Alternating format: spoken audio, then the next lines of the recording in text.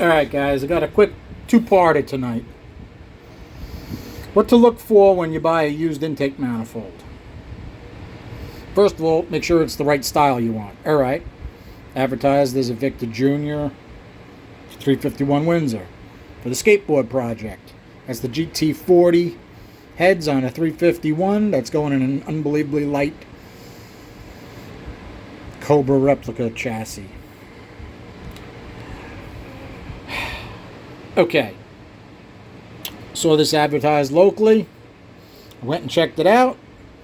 I looked inside. I saw, yeah, somebody just barely touched it with a grinder. That's what I want to see. I want to see that it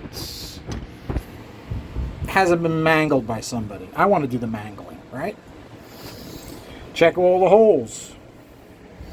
They all look pretty good. I ran a tap through these already. They're all good. Check the water jacket passages. Make sure it doesn't have any corrosion. It actually had gaskets on it. It was nicely aligned with the gaskets. All right. No corrosion inside the water passages. Super important, right?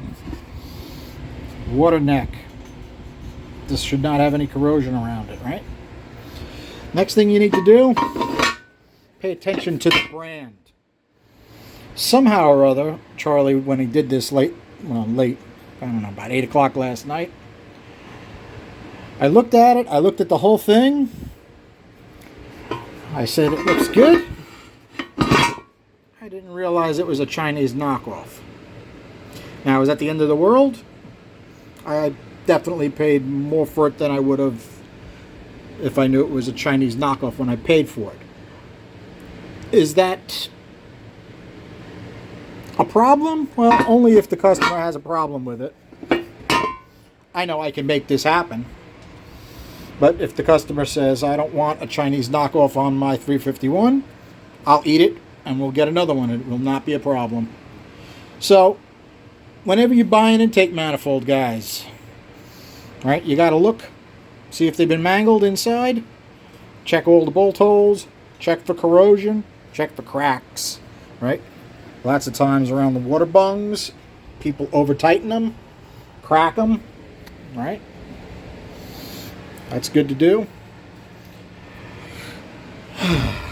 And make sure it's the brand you want. Otherwise, don't buy it. Now, I already stuck this on the bench to see how close or far off it would be, so we'll take a quick look at that.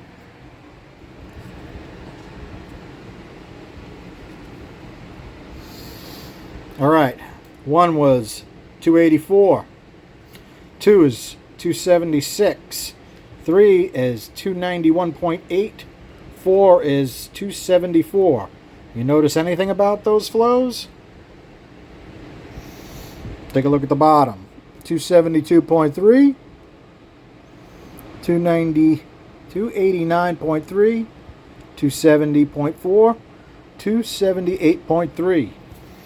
That's even more whacked out than the Victor Jr. 302 was. Now, could that be because it's a Chinese copy? Yeah, the casting is not bad, really. I mean, I thought it was an Edelbrock when I looked at it, because that's kind of the way an Edelbrocks usually look to me. You know, they all look the same. They all need tons of work, as far as I'm concerned. So, what's our lowest flow on here? 270.4 is our lowest, which is number 7, which is one of the short runners. Right? Number 7, one of the short runners. That's terrible.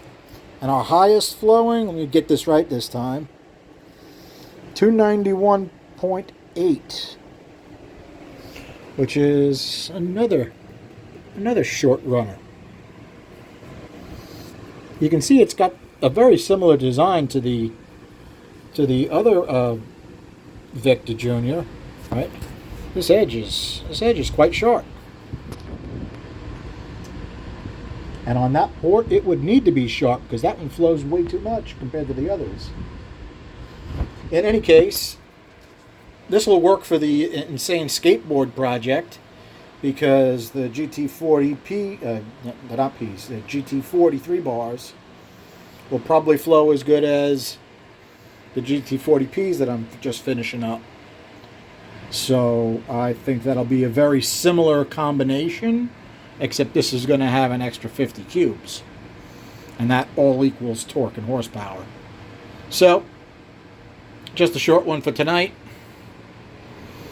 Pay attention to what you buy. Don't do like Charlie. Don't buy a Chinese copy when you didn't mean to buy a Chinese copy. Have a good night, guys. Thanks for hanging out.